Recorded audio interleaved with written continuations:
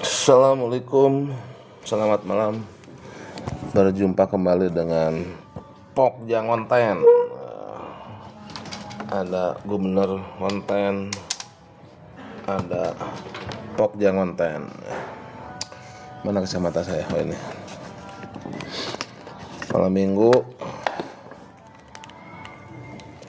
Malam minggu sambil nunggu ganjil genap. Mobil saya ganjil soalnya nih. Ini tanggal genap. Jadi ya daripada bengong, daripada nonton Netflix atau Disney Hotstar, mending bikin konten aja, live TikTok aja ya. Sebentar, saya belum absen ini ya. Bahas apa nih ya malam Jumat ini ya. Oh ya, ini bahas terkait membuat spek ya, membuat spesifikasi teknis. Dalam beberapa kali ya banyak lah, dalam banyak melakukan asesmen ya, dalam banyak asesmen buat Japung ya, saya juga kan asesor ya. Itu ternyata banyak juga teman-teman yang masih lemah dalam hal spesifikasi teknis. Ya belum ke ketentuan ataupun teknis pembuatan spesifikasi ya. Yang paling mendasar aja bahwasannya penyusunan spesifikasi itu harus sesuai dengan kebutuhan. Jadi dari kebutuhan itu kita harus tahu apa kebutuhannya. Jadi ketika teman-teman dapat paket pengadaan, itu yang paling awal itu sebelum nyusun spek itu ya harus tahu apa kebutuhannya. Ini paket ini apa sih gitu? Paket apa sih ini gitu? Ngapain sih ini gitu? Ini siapa yang butuh apa sih ini? Yang mau diadakan tuh apa sih gitu kan? Yang mau diadakan tuh apa dibutuhannya gitu kan. Jadi bukan sekadar nama paket, misalkan kebutuhan pengadaan mobil, ini laptop, yang butuh itu mobil buat apa gitu kan, mobil buat operasional dinas, buat pejabat, buat itu, berapa orang, buat jemputan berapa orang ya. Nanti kan mobilnya bisa macam-macam itu, 2 row, 3 row, 4 row gitu kan. Salam pengadaan ya. Jadi di awal ketika nyusun spek itu harus tahu dulu apa kebutuhannya, requirementnya apa. Terus nanti juga sampai ke levelnya, ibaratnya ini yang dibutuhkan tuh hanya yang biasa-biasa aja gitu kan, apa yang sedang-sedang kualitasnya gitu, level mana itu ada standarnya gitu kan, harus tahu dulu. Oh berarti tadi kan secara volumenya sekian, kualitasnya yang bagaimana untuk memenuhi itu gitu ya. Nah, itu kadang suka lupa ya. Jadi Pokja juga ini juga waktu saya kemarin kan banyak yang ribut, Pokja disuruh kaji perencanaan ya, suruh kaji kebutuhan ya. Ketika akan eksekusi di tender ya Pokja apalagi seorang JF pengelola pengadaan ya harus mundur dulu, harus lihat ini apa sih kebutuhannya, siapa yang membutuhkannya, kebutuhannya yang bagaimana gitu kan, yang high tech, yang sedang-sedang, yang biasa, yang untuk apa, untuk medan yang bagaimana gitu kan, di mana, kapan gitu kan. Nah, barulah susun speknya seperti itu. Nah, susun spek kan ada ketentuannya di pasal 19, ada kata kunci SNI ya, ada kata kunci UMK-KOP, ada kunci PDN, ada kata kunci berkelanjutan kan. Nah, itu silahkan. Terus di modul atau perlem kan ada komponen minimal spesifikasi ya. Saya mau bertanya, terus aja dulu. Nanti saya jeda untuk menjawab pertanyaan. Itu dalam perlem ataupun modul kan pelatihan untuk bikin spek itu komponen minimalnya kualitas, kuantitas, waktu, tempat, layanan kan seperti itu ya. Oke, jadi kualitas juga kan ada, kita mau menentukan kualitas berdasarkan apa, merek, komposisi atau standar SNI atau spek detail atau fungsi. Nah itu dalam menyusun spek ini paling mendasar banyak deh. Kalau saya jadi asesor tuh dalam menyusun spek juga lemah. Terus setelah selesai speknya baru susun HPS-nya. Jangan dibalik, ini juga suka dibalik ya, apa? Karena anggarannya sekian, jadi spek itu ngejar HPS. Salah. Ya HPS harus menyesuaikan dengan spek. Kalau speknya rendah ya berarti HPS-nya juga mungkin lebih rendah gitu kan. Jadi seolah-olah harus habisin uang gitu ya. Jadi bukan spek menyesuaikan HPS, tapi ya HPS harga perkiraan yang menyesuaikan dengan spesifikasi dengan kebutuhan gitu teorinya. Ya nanti kan beragam, apakah survei pasar, nanti apakah dengan rata-rata atau terendah, tertinggi gitu kan, ya. Atau apa, ada cara-cara lain lah seperti itu. Itu ya terkait spek. Nanti kita bahas metode pemilihan, sebelumnya kita lihat kalau ada pertanyaan. Malam Jumat ngonten. Sofyan Hadi, Bang, apa? Izin bertanya, yang dimaksud jam sanggah dijawab pada hari lima kerja itu apa? Maksudnya ya, jadi ketika ada sanggah, setelah pengumuman masa sanggah itu harus pada hari dan jam kerja tuh ujungnya itu. Berarti 5 hari itu boleh melewati hari libur atau hari biasa lah, hari rem merah atau libur, tapi di ujungnya harus pada hari kerja dan jam kerja ya, itu seperti itu ujungnya ya. Dijawab kan biasanya di ujungnya lah seperti itu, pada jam kerja dan hari kerja ya. P3K boleh ikut tes pengadaan, boleh umum pun boleh ya, umum pun boleh. Andri Lesmana, Andi Ira, salam pengadaan dari Bogor. Saya Taking Sidabutar, salam UKBPJ Pemko Ambon, salam pengadaan dari Bogor ya. Bengki, izin bertanya silahkan Om Bengki. Kristina Sihura, boleh minta format spektek? Boleh, sebetulnya gampang itu dibikin itu aja di ChatGPT itu, jadi itulah. Intinya gini, format spektek itu komponennya minimalnya spek kualitas, kuantitas, jumlah ya. Kalau kuantitas mutu, tidak kan mutunya mau gimana? Standarnya mutu ya. Merek kalau pakai merek, kalau komposisi, terus jumlah, terus waktu, tempat, ya, dan layanan lainnya. Layanan lainnya itu apakah ada garansi segala macam. Benki, kenapa pengenalan barang tersebut harus pakai jaminan pemeliharaan? Jaminan pemeliharaan tuh yang membutuhkan pemeliharaan ya, jadi nggak ada batasan nilainya. Masalah jaminan di atas 200 jaminan pelaksanaan mungkin ya, jaminan pelaksanaan. Intinya jaminan itu sebetulnya bukan untuk menggantikan pekerjaan ya, tapi untuk menjamin keseriusan, untuk menggaransi jangan sampai terjadi gagal tender kalau dalam penawaran ya, kalau jaminan penawaran. Jadi bukan buat menghukum atau tanda kutip mendenda penyedia, bukan, tapi untuk menunjukkan keseriusan, menunjukkan bahwasannya emang untuk jaminan penawaran bahwasannya tidak akan mundur gitu kan. Nah kalau mundur kan nanti diambil jaminannya. Jadi menunjukkan keseriusan. Ketika pemeliharaan juga ya sebagai komitmen untuk memelihara gitu ya, seperti itu ya. Ya kenapa nilai-nilai besar yang ada jaminan ya, biasanya kan jaminan itu ke risiko kan. Jaminan itu korelasinya ke risiko. Jadi kan semakin besar nilai paket pasti kan resikonya makin besar kan. Makin besar.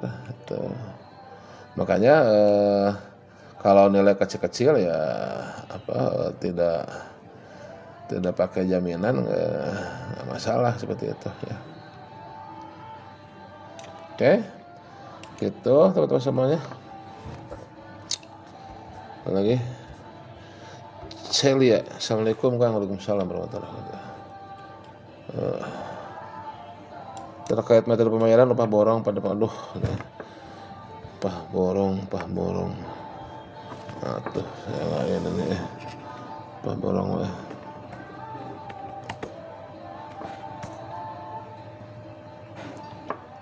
Sebentar, upah borong.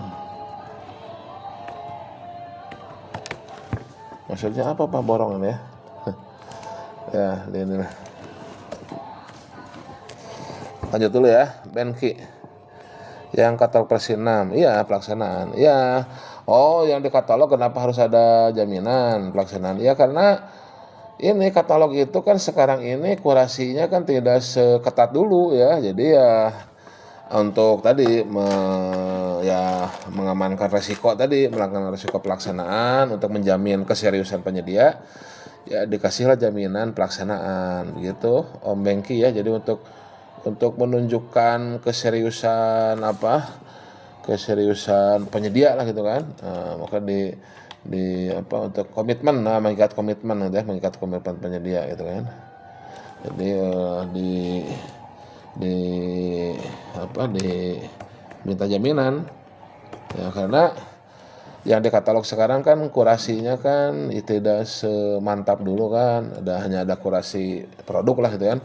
Kalau dulu kan penyedianya di kurasi kan, terus produknya juga ketat dikurasi standar-standarnya, harganya juga dinego kan. Kalau sekarang kan kurang seperti itu ya. Oke.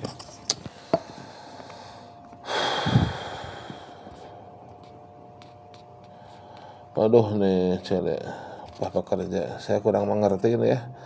Coba aja dulu diselesaikan, tapi ini saya konstruksi saya agak kurang menguasai ya. Upah borong. Ya silakan aja dulu coba deh. Kristina Sihura. Saya masih CPNS belum hukum, kira-kira ya kalau saya sama anak saya suka bilang begini, ya gampang susah itu ya tergantung belajarnya. Kalau sudah belajar sudah bisa ya pasti gampang lah. Tapi yang gampang kalau nggak belajar ya susah lah gitu. Begitu ya. Jadi belajar aja, insya Allah gampang lah ya. Terus ya yang dalam hidup ini ya sebetulnya nggak ada yang susah kalau kita belajar, kalau kita mengerti ya. Dan kalau dikasih yang gampang-gampang juga tidak menarik juga hidup ini ya kayaknya. Kayak main game gitu kan, game yang gampang-gampang nggak menarik juga. Biasanya game-game yang agak susah gitu kan, justru dengan belajar, dengan bertumbuh itulah kebahagiaan kita gitu kan. Begitulah kurang lebih. Benki banyak nanya ini. Mau tanya lagi Pak, untuk perusahaan YNKK apa nih? Misal tidak punya tayangan, boleh nggak tayang produk? Ya intinya masalah persyaratan TKDN itu nanti bukan pada masalah tayang, tapi ketika masalah dipilihnya, karena user itu akan memilih yang TKDN-nya di atas 40% plus BMP-nya itu kan 40%. Jadi TKDN tertinggi akan menjadi preferennya user seperti itu ya.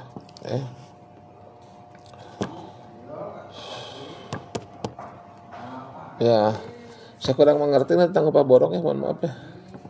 Enggak, teman-teman yang lain bisa jawab ya. Katalog Persinam konstruksi pakai negosiasi boleh tidak? Kalau prinsip saya sih, kalau memang mau dinegosiasi, negosiasi saja ya. Kalau harganya belum normal ya, kalau harganya belum normal, belum wajar, belum bagus, negosiasi aja. Walaupun tidak wajib gitu ya. Kalau selama bisa memenuhi prinsip pengadaan, kalau saya pribadi sih negosiasi aja gitu ya. Proses kurasi berapa lama? Nah itu silakan tanya ke Pusban, ke kurator di Telkom ya. Saya juga nggak ini, Mas Hendra ya, saya nggak tidak masuk tim kurasi, dan juga ya info-info di katalog juga sekarang kan banyak ya sama Telkom kan ya yang ininya ya, jadi kita juga tidak aware terkait kurasi tersebut seperti itu. Oke, nah cukup ya. Sekarang kita lanjut ngobrolnya nih ya.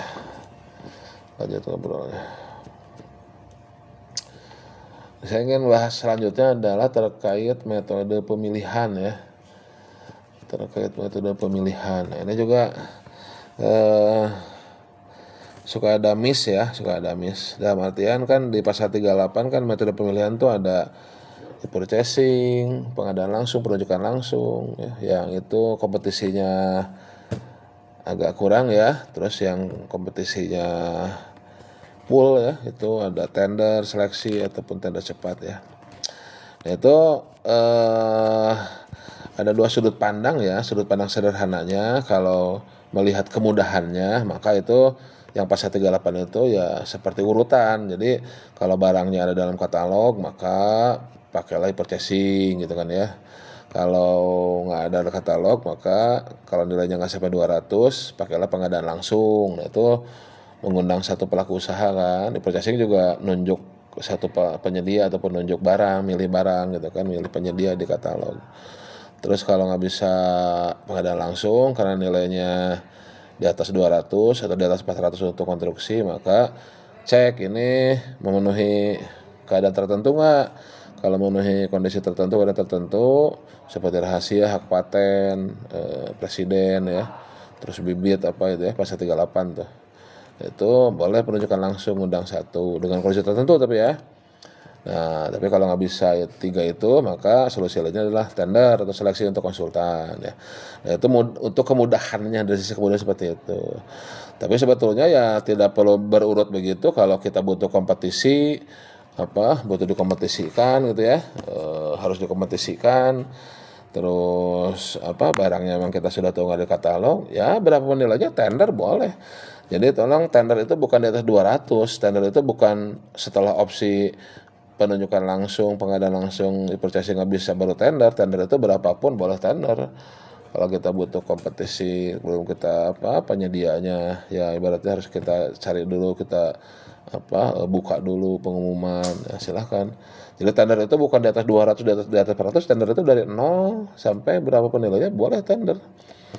Nah itu ya ingin meluruskan ya, jadi bukan berarti bukan maksudnya untuk kemudahan ataupun dilihat dari kemudahannya memang e-purchasing nomor 1 kalau sudah dalam katalog gitu kan ya. Terus lanjut ke pengadaan langsung, lanjut ke penunjukan langsung, baru tender.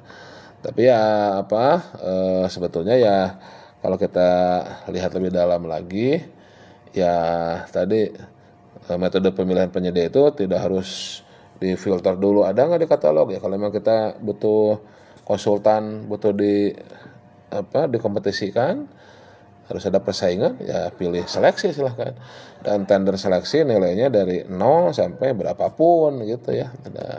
Secara konseptual begitu. Ibaratnya konsultan nilai 100 juta ya, kalau mau diseleksikan seleksikan saja nggak masalah. Tinggal nanti ini memang nggak apa-apa nih agak kurang efisien, tapi ini memang kebutuhannya begitu ya silahkan ya. Itu terkait pemilihan penyedia ya. Nah terus juga pemilihan penyedia suka dibentur-benturkan dengan menjadi celah korupsi ya. Nah, kemarin kita bahas 2 kali saya di live TikTok. Ya kalau menurut saya sih metode pemilihan penyedia itu masing-masing kan ada kapan kita menggunakan e-purchasing ya kalau barangnya sudah dalam katalog elektronik. Kapan kita menggunakan pengadaan langsung ya kalau nilainya tidak lebih dari 100 konsultan, 200 barang sisa lainnya, 400 konstruksi. Kapan kita menggunakan penunjukan langsung? Ya ada persyaratannya ya. Seolah-olah Perpres 46 2025 yang nambah persyaratan penunjukan langsung dianggap menambah celah korupsi. Ya padahal dalam faktanya korupsi dalam penunjukan langsung tuh sangat sedikit sekali gitu kan, sangat sedikit sekali. Berarti sekarang sangat sedikit terus bisa ditambah celahnya, bukan ya. Ya maksudnya penunjukan langsung juga tidak bisa sembarangan itu. Ada kapan pemakaiannya, ada persyaratannya, ada ada pengawasnya, BPKP segala macam, ada prosedurnya harus disetujui gitu kan oleh PA gitu kan. Nah, jadi itu tidak bisa sembarangan itu kan. Itu daripada katalog, daripada processing, tender aja. Ya tender kan berarti kan dikompetisikan kan, tapi gini konsepnya kan di purchasing itu karena kompetisinya udah ada di pasar, udah ada di dalam katalog, jadi kita tinggal milih aja barangnya. Ya kayak kita belanja pakai e-marketplace lah, pakai Tokopedia, pakai Tokped, pakai Shopee kan, itu kan persaingannya sudah ada di pasar, kita tidak mempersaingkan lagi di pasarnya kan sudah ada handphone kan, sudah ada persaingan tuh antara toko resmi dengan toko-toko distributornya, bahkan distributornya bisa lebih murah beberapa ratus ribu nih handphone ya daripada toko resminya kan, ada seperti itu. Dia nggak tahu apakah mainin di, nggak tahu, saya nggak ngerti juga itu kok bisa ada distributor yang lebih murah daripada harga daripada toko resminya. Tapi lihat komentarnya, bintangnya bagus seperti itu. Ya itu terjadi persaingan tuh seperti itu ya. Sudah terjadi persaingan ya. Nah makanya pakai marketplace, nggak perlu dipersaingkan gitu kan. Kita yang melihat persaingannya mana yang paling efisien. Ya masalah korupsi itu ya orangnya gitu ya. Terus ada yang bilang kemana siapa tuh yang di grup Telegram tuh bahwasannya ya harusnya pemerintah membuat sistem yang bisa mencegah korupsi gitu kan.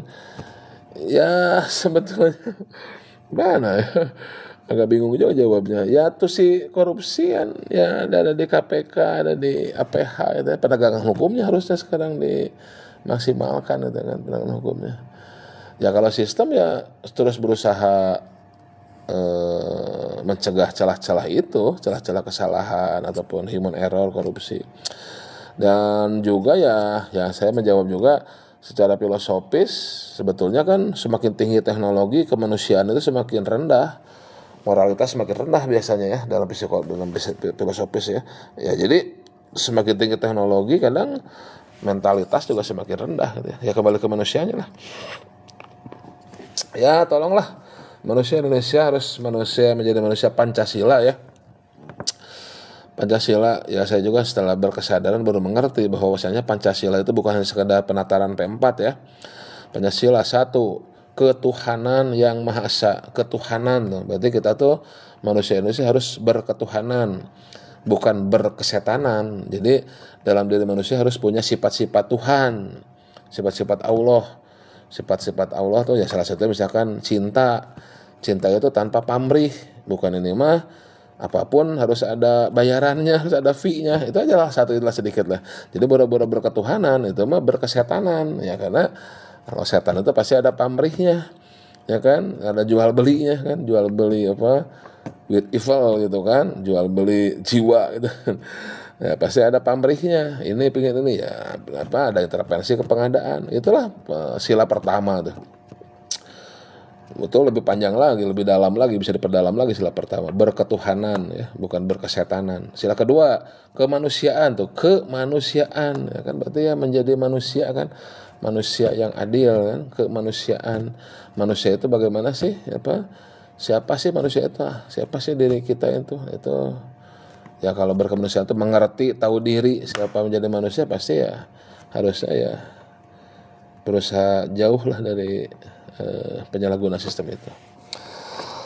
Gitu ya pemilihan penyedia. Jadi saya ingin kembali pemilihan penyedia ada beragam cara dan harus tahu kapannya. Jadi nggak ada istilah udah nggak usah pakai lagi katalog, nggak usah lagi purchasing, tender aja. Ya beda penggunaannya, kayak kita udah nggak usah pakai motor lagi, nggak usah pakai sepeda lagi, pakai mobil aja kan beda nih. Kalau motor, sepeda untuk jarak pendek, sepeda mungkin bisa buat sehat kan, kalau mobil buat jarak jauh, beda itu penggunaannya beda ya. Silakan gunakan kan ya. Masalah kecelakaan ya semuanya juga bisa celaka, tinggal kehati-hatian kita yang user gitu sih kalau konsep saya ya. Silakan. Ada pertanyaan? Benki mau bertanya lagi. SKP belum? lagi dibuat ya. Salam dari Pemkab Simalungun Pak Helde El Wando. Ya, salam pengadaan dari Bogor. Salam pengadaan untuk Simalungun gitu ya. Oke. Kalau ujian PBJ katanya susah. Katanya ya, kata dia. Ya kalau belajar gampang insyaallah ya. Karena memang di pengadaan itu dibutuhkan teman-teman yang memang mantap ya, mantap kemampuannya ya. Jadi ya nggak bisa cincai-cincayan karena pengadaan itu ya memang dibutuhkan ya. Jadi kalau kurang itu langsung ketahuan ya, seperti itu. Itu ya 2 hal ya. Jadi tadi pertama terkait apa tadi lupa ya. Tadi pemilihan ya. Terus tadi yang awal tadi apa? Kok jadi lupa nih? Lupa. Ya terkait sistem gitu kan ya. Oh ya, spek tadi justru spek dan HPS ya. Jadi itu yang paling lemah tuh. Saya sebagai asesor banyak yang membekakan asesi itu karena spek tuh dan HPS spek gitu. Jadi tolonglah jadi kemampuan untuk speknya bisa lebih ditingkatkan dan dasar posisional spek itu adalah kebutuhan. Jadi kita harus tahu dulu dari awal ini ngapain sih seperti itu, ini apa sih yang diperlukan gitu ya. Oke. Begitu teman-teman semuanya. Ada yang perlu didiskusikan lagi, apalagi mau dibahas ya. Bentar minum dulu.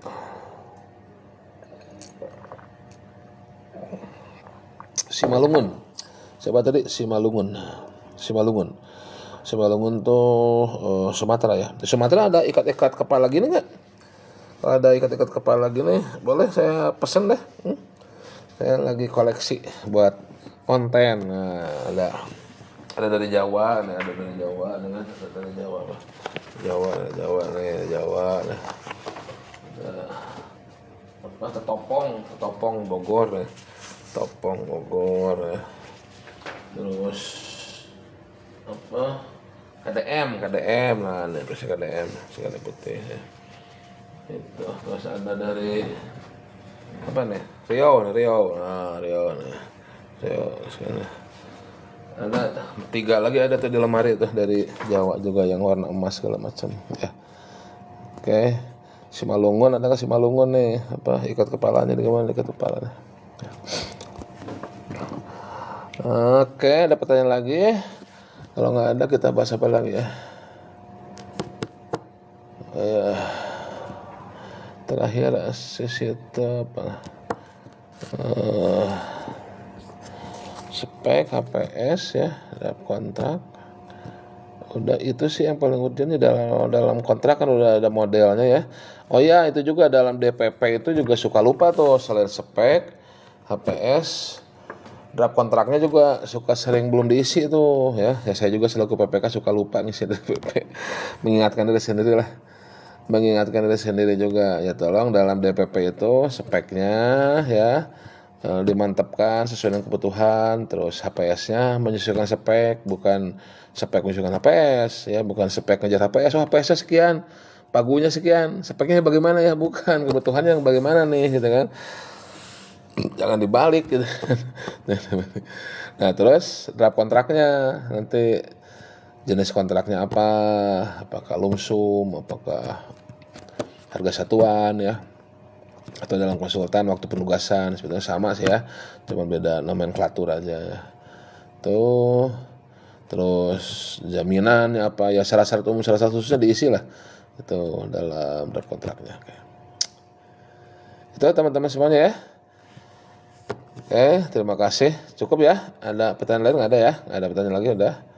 Kalau nggak ada, kita cukupkan untuk sesi malam Jumat ini. Terima kasih atas kehadirannya, atas pertanyaannya, komentarnya. Sehat-sehat selalu, bahagia selalu, dan tetap berintegritas ya dalam pengadaan ya. dan berani untuk menolak intervensi negatif ya dalam pengadaan barang jasa pemerintah. Demikian, kita tutup dengan alhamdulillah. Assalamualaikum warahmatullahi wabarakatuh.